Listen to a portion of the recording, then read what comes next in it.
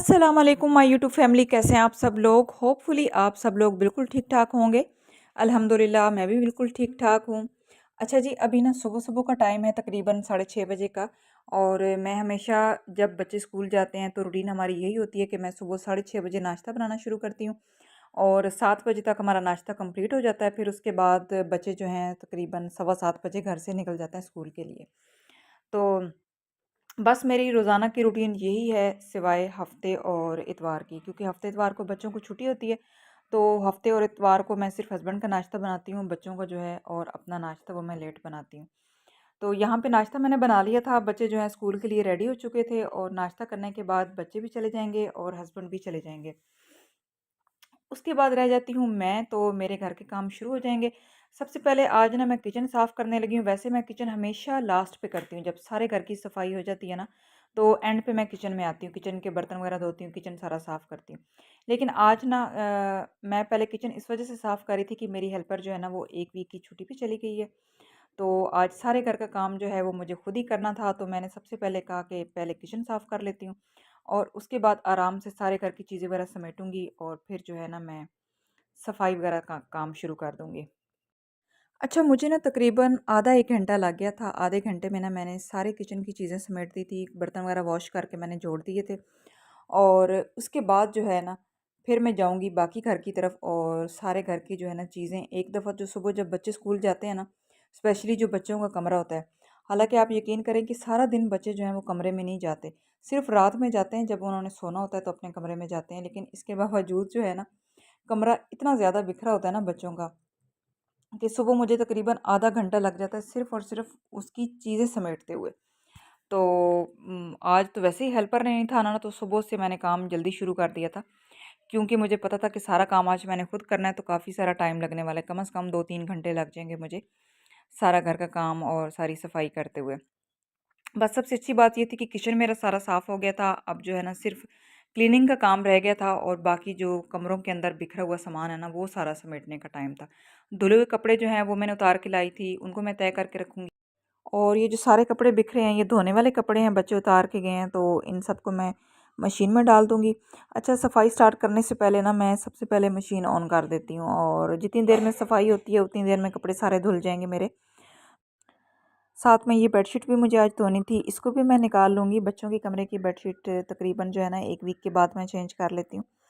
तो बस यहाँ पे ना मेरे सारे काम हो चुके थे। मैंने फ़ोन को एक साइड पे रख दिया था और सबसे पहले जो है ना मैंने सफाई शुरू कर दी थी। तो तकरीबन मुझे 2 घंटे लगे थे सारे घर की चीज़ें समेटने में, सफाई करने में, झाड़ू पोछा लगाने में। और कपड़े भी मेरे धुल चुके थे। कपड़े जो है ना, मैं अब गर्मियाँ स्टार्ट हो चुकी हैं तो मैं गिराज में ही मैंने तार बांधी हुई है, मैं वहीं पे कपड़े फैला देती हूँ। तो गर्मी है, मौसम चेंज हो चुका है, तो कपड़े जो है ना मेरे शाम तक खुश्क हो जाते हैं।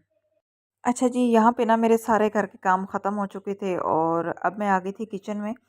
बच्चों को ना स्कूल से 1:30 बजे छुट्टी होती है और बच्चे तकरीबन 2 बजे तक घर आते हैं। तो उनके आने से पहले-पहले खाना जो है मैं रेडी करके रखती हूँ। अभी तो 11 बजे का टाइम है और मैं यहाँ पे किचन में सालन बनाने के लिए आ गई थी। आज मैं बना रही हूँ कीमा भिंडी। चिकन का मैंने कीमा ले लिया था और तकरीबन मेरे पास 1.5 पाव भिंडी थी, 1.5 पाव ही कीमा था और 1.5 पाव मैंने प्याज कट कर लिए थे।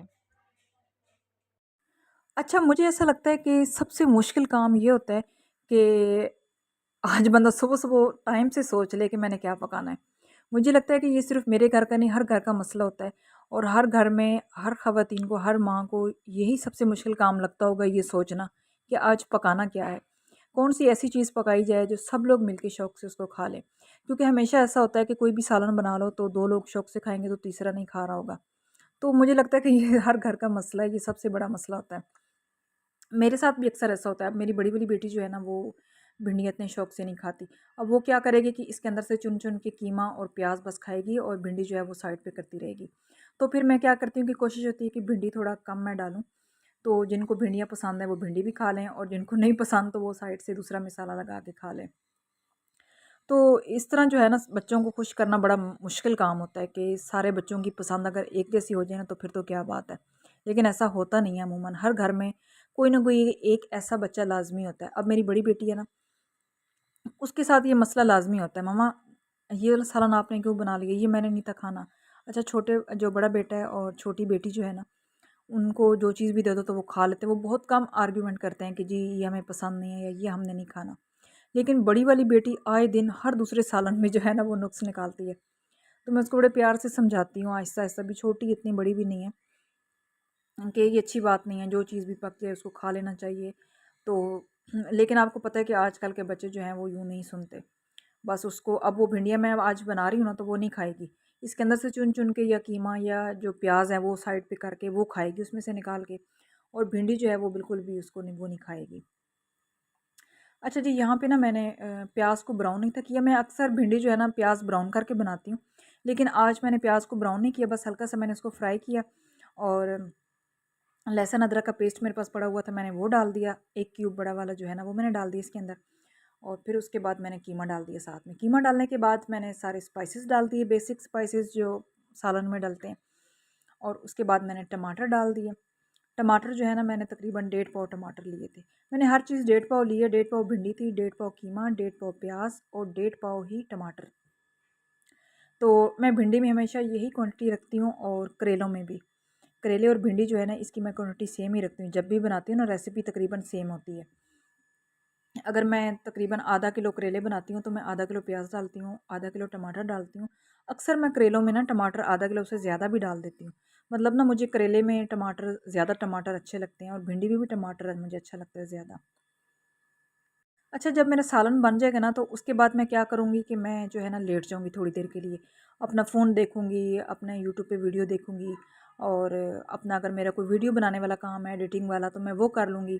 तो ये मेरे पास ना काफ़ी सारा टाइम होता है, तकरीबन 1 से 2 घंटे होते हैं। फिर उसके बाद बच्चों के आने का टाइम हो जाता है, फिर ज़ोहर की नमाज़ का टाइम हो जाता है। बस फिर उसके बाद टाइम इतनी तेज़ी से गुज़रता है ना कि फिर जो कोई भी जो यूट्यूब का काम है ना उसका मुझे टाइम बिल्कुल भी नहीं मिलता। तो ये सुबह का टाइम जो होता है ना मेरे पास, तो मैं अक्सर वीडियोज़ जो अपनी रिकॉर्ड करती हूँ ना वो सुबह की ही होती हैं ज़्यादातर। शाम की बहुत कम मैं बनाती हूँ क्योंकि मेरे पास टाइम नहीं होता। बच्चे आ जाते हैं, फिर बच्चों के काम, फिर मतलब वो टाइम इतनी तेज़ी से गुज़रता है शाम वाला कि वीडियो रिकॉर्ड करना मुश्किल हो जाता है। तो बस सालन बना के मैं थोड़ा रेस्ट करूँगी, लेट जाऊँगी, और साथ-साथ जो है ना मैं अपने फ़ोन पे भी थोड़ा-सा देख लूँगी यूट्यूब को ना।